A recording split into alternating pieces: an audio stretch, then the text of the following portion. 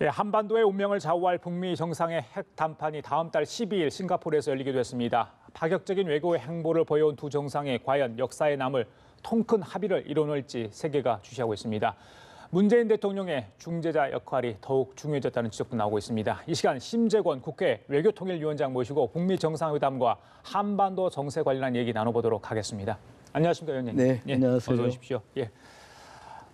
그 외통위 위원장 하시면서 이렇게까지 한반도 정세가 급변하려 생각을 못 하셨을 것 같다고 저는 생각을 하는데, 네. 자, 올 1월부터 정말 많은 일들이 있었습니다. 네. 판문점 선언도 있었고요. 자, 어제는 이제 북미 정상회담 날짜까지 네. 이제 확정이 됐습니다. 네. 지금의 한반도 정세, 남북 관계 어떻게 보고 계십니까?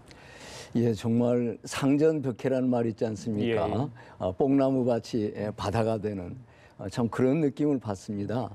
지난 연말에까지 그런 그 한반도 긴장 상태를 생각할 때 정말 이렇게까지 바뀔 수 있나 이런 생각을 갖는데 예. 하도 그동안에 여러 일들이 그렇죠. 눈부시게 바뀌어왔기 때문에 예. 뭐 하나를 참 특정하기가 어렵습니다. 예. 그런데 전체적으로 이번 그 4.27 판문점 선언 내 그 명칭이 예.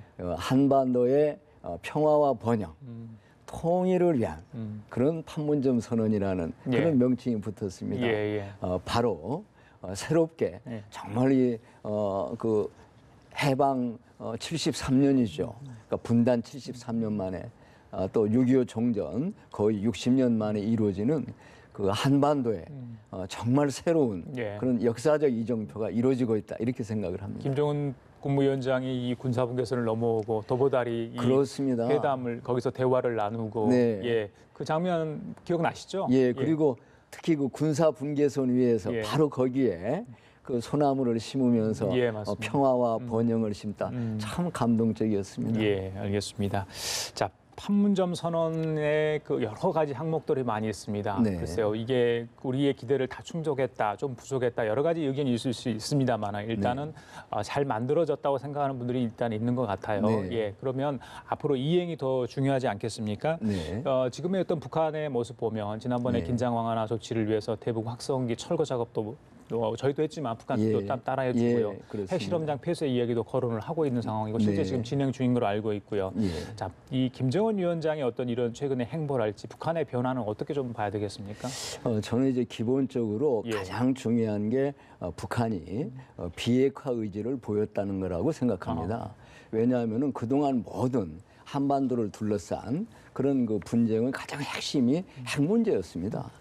그렇기 때문에 김정은 위원장이 이제 비핵화 의지를 분명히 했다는 게 대단히 중요하다고 보고 그럼 왜 그렇게 됐을까라고 생각할 때 어쨌든 그 북한은 자신들의 체제 수호를 위해서 핵무기를 필요로 한다 이런 입장을 가져왔습니다.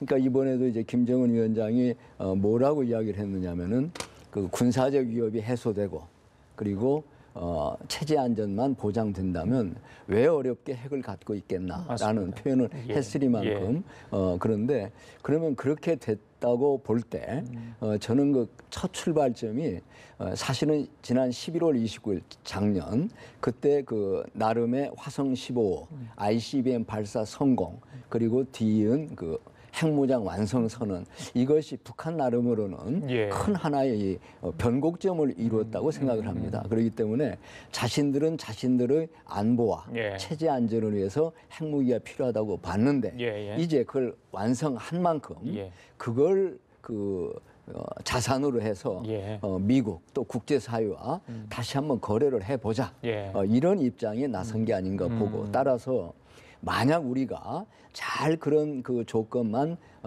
소화시킬 수 있다면 이번에야말로 정말 북한의 비핵화를 이룰 수 있고 또 한반도 평화를 제도적으로 정착시킬 수 있다고 생각합니다. 그럼 변화에는 이 트럼프 행정부의 어떤 최고의 압박 작전, 전술 이런 것도 좀 어느 정도 영향을 미쳤다고 보시는 거죠? 저는 그 기본적으로 세 가지 주요한 변수가 있다고 생각합니다. 그러니까 조금 전에 말씀드린 대로 북한 나름의 핵무장 완성, 그다음에 두 번째가 그 미국을 비롯한 국제사회가 가져온 어떤 제재와 압박.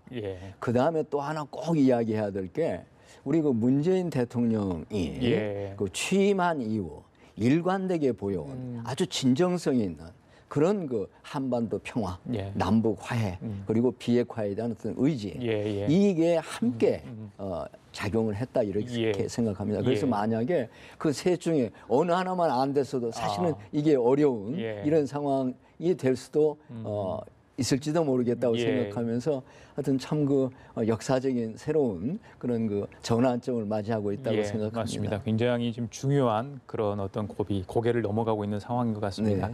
자, 22일 날이면 이제 한미 정상회담이 열리고요. 네. 그 뒤로 바로 네. 이제 어제 트럼프 대통령이 트윗을 통해 공개한 네. 6월 12일에 네. 북미 정상회담이 싱가포르에서 열리게 됩니다. 예. 날짜도 날짜지만요. 장소를 두고 여러 가지 의견이 많지 않았습니까? 네. 판문점이었으면 더 좋았을 건데 아쉬워하는 분도 물론 있습니다만은 예. 자, 싱가포르로 결정하게 된 거 네. 어떻게 보십니까? 저는 뭐 여러 그 우리 언론에서 보도되는 대로 예.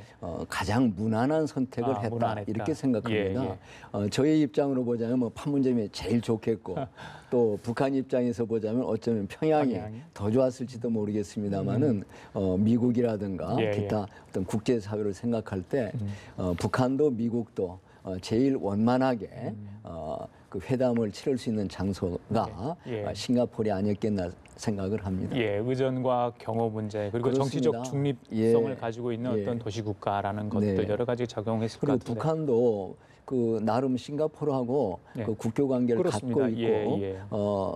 기중 그러니까 그 동안에도 정상적인 그런 그 외교 관계를 가져온 걸로 보이고 있습니다. 북한에도 결국 불리하지는 않다 이렇게 보시는 거죠. 뭐 특별히 그런 건 없으리라고 장소 측면에서. 생각합니다. 예, 알겠습니다. 자, 그렇다면 이제 과연 북미 정상회담이 성공을 해야 될 텐데 비핵화가 의제가 될 것은 정말 예. 명확하죠. 예, 예. 그렇다면 방식과 또 예. 어떤 절차 예. 이런 것들이 어떻게 좀 논의될까가 네. 가장 중요한 거 아니겠습니까? 그렇습니다. 글쎄요, 저희들이 기대한 만큼의 어떤 그런 합의가 나올 수 있다고 예상을 하시는지요? 저는 그럴 수 있다고 생각합니다. 이제 왜냐하면은 우선 정황적으로 볼 때 구체적으로 무슨 말이 오고 가는지 한번 모르죠. 그런데 정황적으로 볼 때 예. 이를테면 그 폼페이오 국무장관이 두 번째 방문했을 때 예. 이제 그 김정은 위원장과 어떤 훌륭한 대화를 나눴다. 이렇게 그렇죠. 이야기하고 맞습니다. 또 그런가 하면은 이제 그 북한도 만족한 그런 그 대화를 나눴다. 이렇게 이야기를 하고 예. 또 그런가 하면은 이제 3명의 그 억류됐던 그 미국 시민을 석방했지 않습니까? 그리고 그분들 돌아오는 걸 트럼프 대통령이 공항까지 나가서 또 맞았어요. 예. 그러면서 어떤 그 김정은 위원장에 감사한다 이런 표현을 했고 이래서 우선 첫째는 그 뭔가 분위기상으로 예, 좋은 신호도 있었다. 뭔가 이렇게 잘 예. 되나 보다 물밑에서 이야기가 예. 이런 생각이 들고 예. 이제 더 근본적으로 예. 저는 이렇게 또 생각을 해봅니다. 첫째는 아까도 말씀드렸지만은 북한의 입장에서 볼 때 만약에 북한이 말하는 대로 어떤 군사적 위협 해소, 체제 안전 보장을 위해서 핵무기를 가져왔다면 지금이야말로 절호의 어떤 그런 그 두 조건을 만족시키면서 예. 핵무기를 버릴 이런 기회가 아닌가 생각을 하고 또 한편 미국 입장에서 보자면은 지금 미국의 가장 큰 어떤 현재의 국익은 북한의 핵무기를 없애는 것. 특히 ICBM, 그 발사 수단들을 없애는 것. 이것이 미국의 국익에 가장 부합하는 일이라고 생각합니다. 예. 게다가 더 중요한 것은 제가 볼 때는 미국으로서도 마땅한 수단이 없다고 생각을 합니다. 그러니까 뭐 흔히 이제 뭐 대화로 안 되면 예. 제재와 압박으로 안 되면 뭐 군사적 수단도 있다. 이렇게 이야기를 해왔지만 말처럼 그게 쉬운 것도 아니고 더더욱이 북한이 비핵화를 하겠다라고 나서는데 거기다가 그 비핵화 조건이 잘 안 맞으니까 내가 뭐 군사적으로 혼내주겠다. 이게 전 어렵다고 생각합니다. 따라서 미국의 입장에서도 사실은 이런 그 대화와 협상에 의해서 만약 미국에서 기대하는 대로 소위 CVID 완벽한 비핵화만 이룰 수 있다면 그렇다면 저는 미국으로서도 이걸 택하는 게 가장 미국의 이익에 맞는다. 그래서 그런 어떤 정황과 그런 기본 입장에서 볼 때 어쩌면 이번 싱가포르 회담이 잘 될 수 있다 예. 이렇게 생각을 합니다. 트럼프 대통령이 회담장을 박차고 나올 일은 없을 것 같네요. 예, 예, 그렇게 생각을 예. 합니다. 그런데 이제 이번에 이란 핵협정 파기를 보듯이 가장 중요한 게 예전에 우리 그 북핵 협상 과정에 실패 경험이 있지 않습니까? 예, 예. 양측이 신뢰를 해야지 기본적으로 그렇습니다. 이게 이행 과정에서 또 뭐가 문제가 생겼을 경우에 이걸 파기하거나 돌아서 버리는 이런 예. 상황이 발생해지면 안 될 것 같은데요. 그 부분 어떻게 보세요? 정말 그 앵커님 말씀이 옳습니다. 그동안 이제 우리는 뭐 잘 알지 않습니까? 북한이 얼마나 약속을 잘 안 지키고 그렇게 참 파기해 왔는지. 그런데 또 나름 보면은 그 미국의 문제도 있었습니다. 그러니까 힐러리 클린턴 씨가 그 국무장관일 때 그 힐러리 클린턴 장관 말씀입니다. 제네바 협정이 파기된 건 미국의 잘못이었다. 미국의 실수도 있었다. 그런가 하면은 그 우리한테 잘 알려진 페리 프로세스의 그 페리 전 국방부 장관도 그 점을 이야기합니다. 그런데 사실 그러면 뭐 미국이 북한을 속이려고 했다 또는 북한이 미국을 속이려 했다 이것보다는 저는 사실은 그 둘 사이에 쌓여온 그런 오랜 불신, 그 어떤 신뢰가 없는 겁니다. 결국 그런 것들이 그 작은 어떤 그런 그 걸림돌만 만나도 급격히 확대되면서 돌이킬 수 없는 그런 그 새로운 어떤 어려움을 만들었다 이렇게 보고 가장 중요한 것은 그렇게 그런 어떤 불신을 허물어뜨리고 지금이라도 작은 어떤 신뢰의 씨앗을 키우는 게 필요하다고 봅니다. 전 그런 점에서 이번에 그 세 사람 억류된 미국 시민 석방한 건 뭐 말할 것도 없고 좀 더 두고 봐야겠지만은 정말 ICBM 이제 더 이상 발사 실험 안 하겠다. 또 그 풍산이 풍계리요? 풍계리 핵실험장 폐쇄하겠다, 해체하겠다. 지켜봐야겠지만은 저는 좋은 그런 어떤 그 신뢰의 한 싹이 될 수 있다 이렇게 생각합니다. 폼페이오 국무장관이 두 번에 걸쳐서 북한을 방문한 것도 이런 진정성을 확인하기 위한 절차가 아니었나 싶습니다. 아까 전에 이제 위원장께서 말씀하셨지만 문재인 대통령의 어떤 평화와 한반도의 어떤 번영을 위한 어떤 그런 진정성 있는 의지가 있지 않았다면 지금의 상황이 어려웠을 거라 이렇게 말씀해 주셨잖아요. 지금 이제 주변국 국가 정상들과 수시로 이제 전화 통화를 하고 만남을 갖고요. 22일 한미 정상회담도 있지만 지금 예전에 이제 문재인 대통령이 했던 한반도 운전자론 그 부분이 초창기에는 과연 제대로 작동할 것인가 회의적인 시각이 많았는데 지금을 보고 보면 그래도 좀 어느 정도 역할을 하고 있다 이런 생각이 들거든요. 그 부분은 어떻게 보시는지 동의하시는지요? 예, 뭐 운전자다 우리만 이렇게 참 말씀드리기는 조금 어폐가 있을지 모르지만 그러나 아주 결정적으로 중요한 역할을 우리 정부가 또 대통령께서 하고 있다고 생각합니다. 무엇보다도 이제 그 금년 들어서면서 지금까지 상황을 볼 때 가장 중요한 게 북한으로부터 비핵화하겠다라는 말을 끌어낸 거거든요. 그런데 이걸 끌어낸 게 바로 우리 정부고 우리 대통령이었습니다. 그리고 그 말을 끌어내면서 그것을 이제 그 북미 그 회담으로 그 더 발전시키려 하고 있고 또 그렇게 되면서 당연히 북중 회담도 이어지고 이렇게 발전돼 왔거든요. 그래서 저는 그런 점에 있어서 우리가 어떤 비핵화 의지를 처음 끌어냈더니만큼 그 비핵화가 잘 정착될 수 있도록 역시 우리가 해야 되고 또 하나 중요한 게 이 한반도 문제, 동북아시아 문제를 놓고 볼 때 가장 핵심되는 사유가 이 남북한 관계입니다. 그렇지 않습니까? 그리고 그 남북한 관계의 한 축이 우리 대한민국인 겁니다. 그래서 저는 더욱이 우리 정부가 비핵화를 정착시키는 것, 또 정말 이번 4.27 그 회담에서 판문점 그 선언에서 만든 그 평화와 번영의 틀을 그 정착시키는 것, 이게 우리 정부의 책임이라고 보고 그런 점에서 대통령께서 역할을 해주시리라 기대합니다.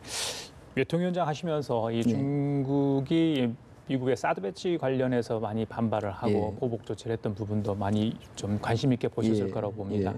최근에 이제 이 한반도 정세가 급변하면서 특히 시진핑이 제2기 체제가 출범하면서 많이 이제 그 중국이 목소리를 내려고 하고 예. 최근에 이제 두 차례 북중 정상회담을 통해서 혈맹 관계를 다시 한번 확인하는 모습이거든요. 네.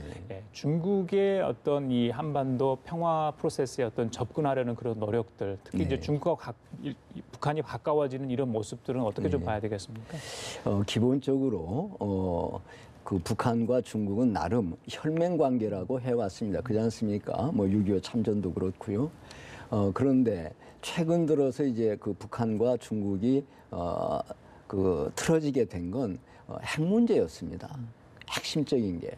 그런데 북한이 비핵화하겠다라는 원칙을 밝혔기 때문에 예. 어떤 그런 거 북한과 중국 간의 장애랄까요? 이런 게 없어진 셈이죠. 따라서 원칙적으로 그 장애가 없어진 이상 북한과 중국이 다시 어떤 그 친한 관계로 친밀한 관계로 가는 건 뭐 당연하다 이렇게 봅니다. 그런데 더 나아가서 저는 북한은 북한대로 중국 카드를 절실히 필요로 하고 있다고 생각합니다. 왜냐하면은 지금 그 비핵화 문제를 놓고 미국과 이제 여러 가지 어려운 그런 거 협상을 해 가야 되는데 예. 북한 입장에서 보자면 일단 비핵화하겠다고 나선 이상 중국만큼 든든한 어떤 우군이 있을 수 없지 않겠습니까? 예.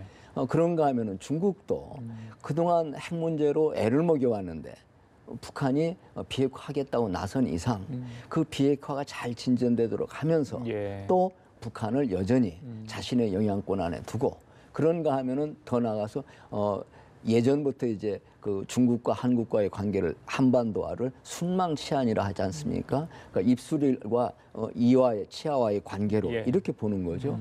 바로 그런 관계를 다시 회복해야겠다. 이런 그 중국의 어떤 전통적인 예. 그 지정학적 이익이 있기 때문에 중국은 또 그런 점을 필요로 하고 대략 그런 관계로 발전하지 않을까 생각합니다.